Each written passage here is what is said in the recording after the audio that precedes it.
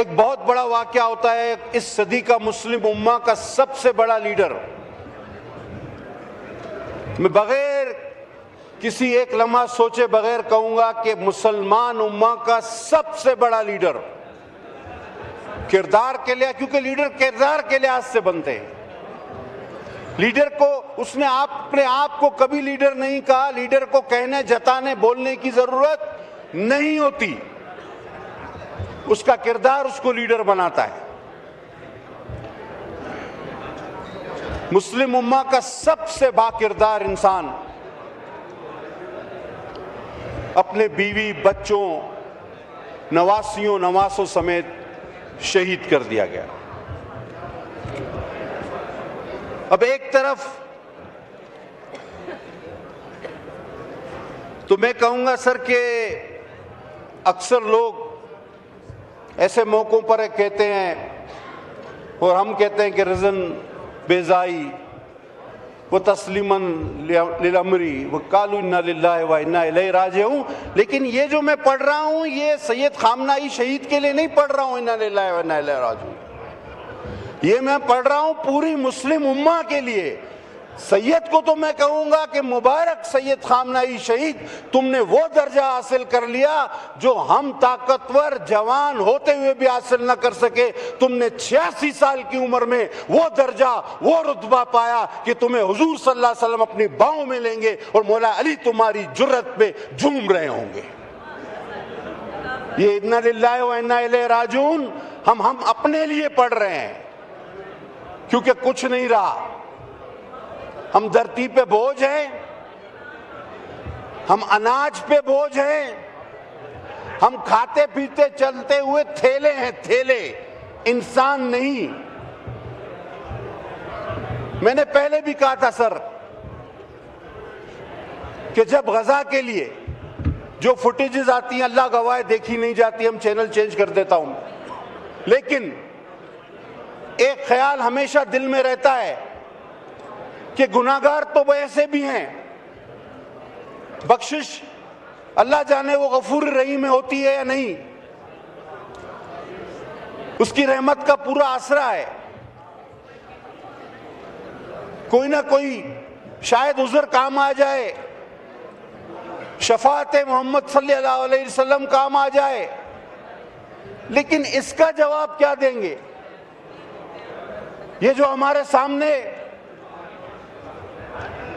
मासूम बच्चों से लेकर बूढ़े जवान अब तो लाखों की तादाद में टुकड़े किए जा रहे हैं बम ब्लास्ट करके, इसका जवाब हम सारे मुसलमान रोज़े क़यामत क्या देंगे? ये एक बात सोचनी पड़ेगी, आपको तय करनी पड़ेगी।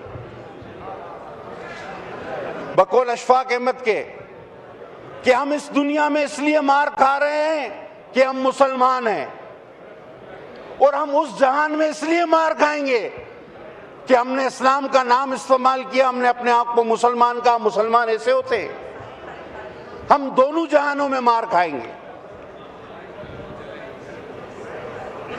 खामनाई साहब की शहादत एक बार फिर उस करबला की याद दिलाती है कि जहां तन्हा मौला हुसैन अपने खानदान समेत जहां में शहादत नोश कर गए, लेकिन बैत यजीद नहीं की। वो जज्बा ईमानी दोबारा ताजा हुआ है, और अगर उनको शहीद करने वाला कोई ये सोचता है कि शायद ये मिशन पूरा हो गया, तो ऐसा नहीं भाई।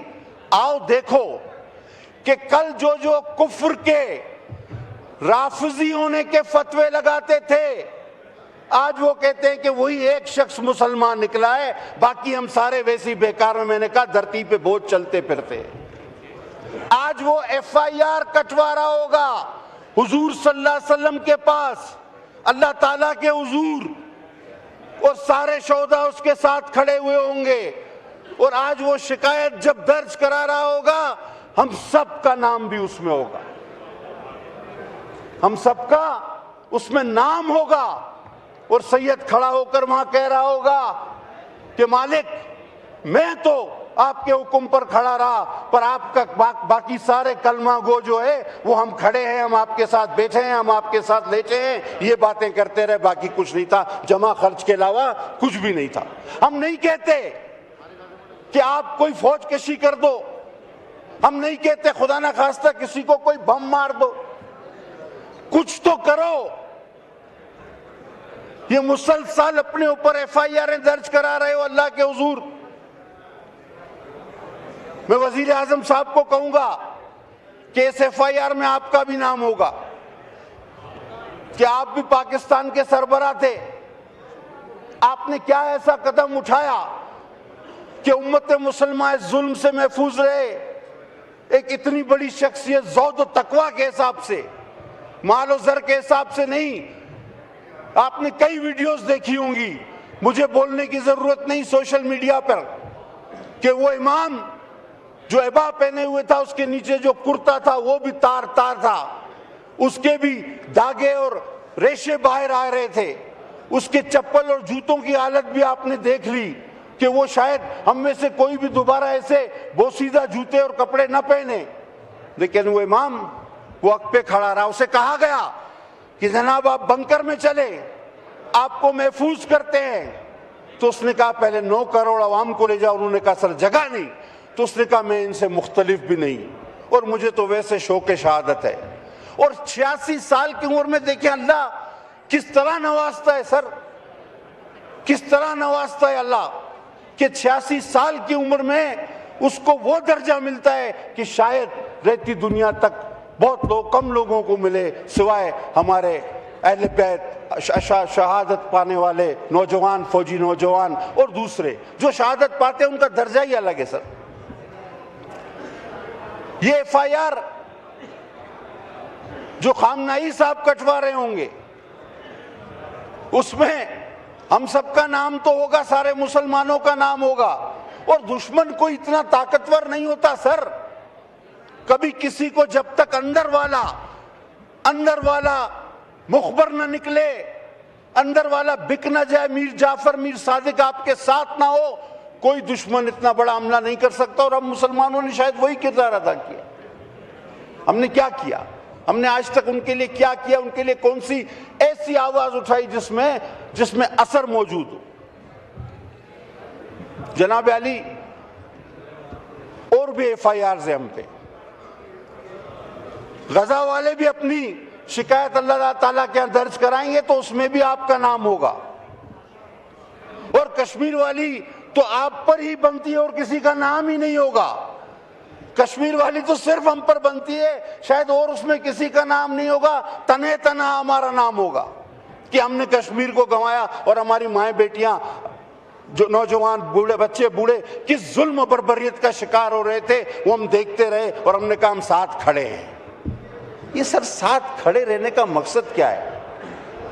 अभी मैं सोशल मीडिया पे एक मीम देख रहा था, उसमें एक बूढ़ा शख्स कह रहा है कि पाकिस्तान ने पहले ईरान को फोन किया और कहा हम आपके साथ खड़े हैं, और फिर पाकिस्तान ने सऊदी अरब को फोन किया और कहा कि हम आपके साथ खड़े हैं। तो ईरान और सऊदी अरब ने एक दूसरे को फोन किया और पाकिस्तान को कहा कि भाई आप बैठ जाओ।